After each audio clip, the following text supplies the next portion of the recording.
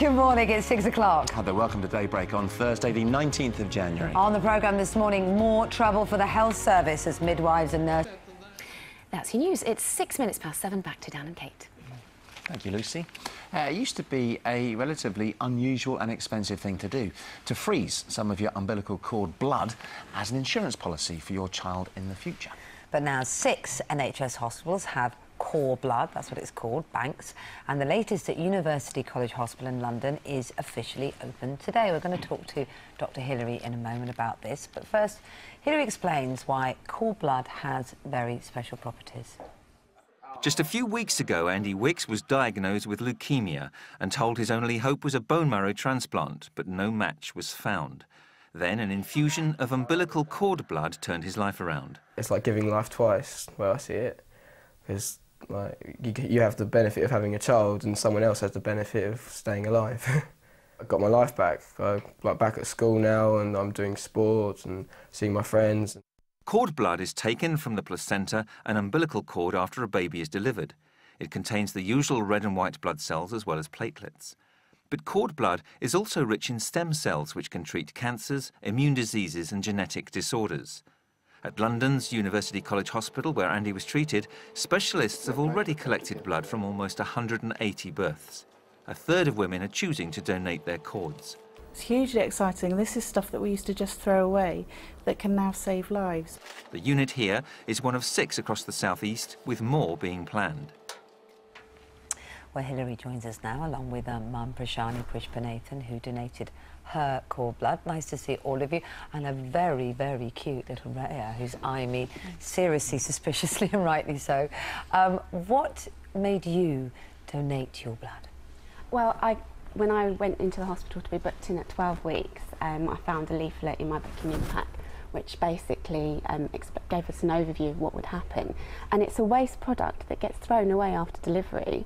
And so I filled in the expression of interest form and sent it off. And then when I came in to have my baby, I agreed to donate. So it sounds like you kind of just happened across it in maybe some small print. It wasn't suggested to you at any time by those that you were dealing with? There was, there's posters up at the hospitals that it's available at, but the actual, and you can, if it's on the internet as well, so you can register to donate on the internet. Was that the first you'd heard of it?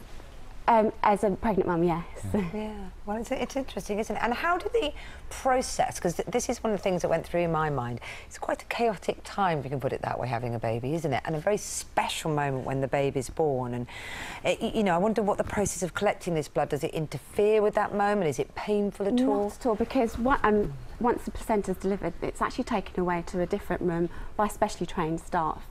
So you have no idea of it being taken away. So the doctors and midwives carry on with looking after you and your baby. So it's not invasive at all. No, no. It doesn't distract the clinicians or the obstetricians or anyone from looking after the mother and baby.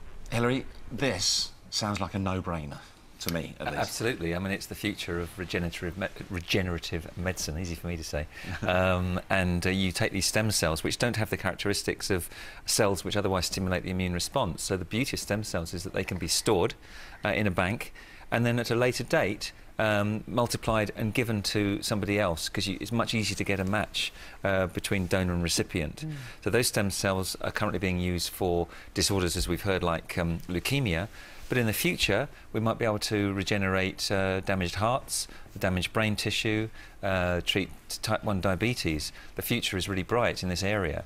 And we've just heard how easy it is. Baby's born, the cord is clamped and cut, and mum's got all her attention on the baby and doesn't need to do any more. But once the placenta and cord is there, it's taken away, and about 75 mils of blood is taken from the placenta and cord, and that can be used for other people. So why have we not done it before? Well, it's tricky science, because you've got to take these cells, you've got to store them properly, you've got to make sure you can multiply them so that they stay as stem cells and not evolve into white cells or red cells too soon. So that has been taking place, and obviously setting up these banks and the centres means training staff. So it takes time, but we're getting there.